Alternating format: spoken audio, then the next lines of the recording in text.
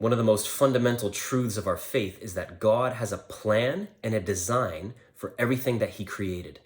All of creation, God has a plan and a design for. So things like rocks, like trees, like animals, like insects, and especially, above all, human beings.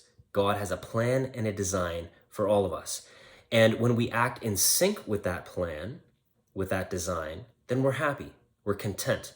We're like a fish in water or a bird in the air. We're in our natural habitat. Things just click.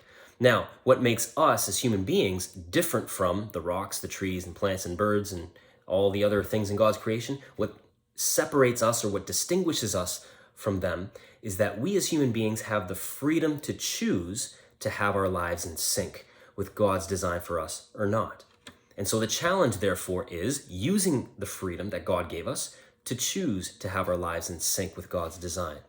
Now, the question is, how do you know? How do you know that you're living out God's design for you? And this is where things like discernment of spirits can come in handy, or spiritual direction. But in today's gospel, Jesus gives us a really basic way of knowing if we're acting in accordance with God's plan. He says in today's gospel, "You shall know them by their fruits." In other words, you will know that your life is in sync with God's design for you by the effects of your life, by the fruits of your life.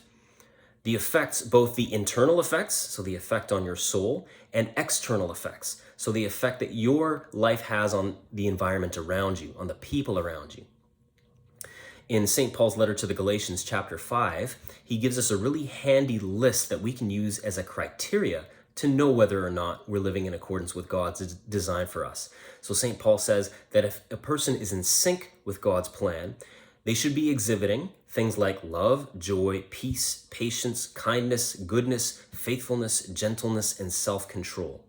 In other words, if your life is in sync with God's plan for you, you could ask yourself, am I actually joyful in doing this, or am I miserable? Am I at peace in my heart, or am I agitated? Am I on edge all the time? Am I kind?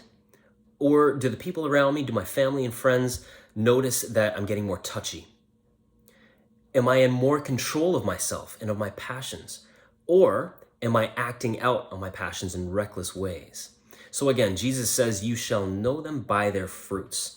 So the invitation for us today is maybe go to St. Paul's letter to the Galatians, chapter 5, and go over that list. Maybe Google it.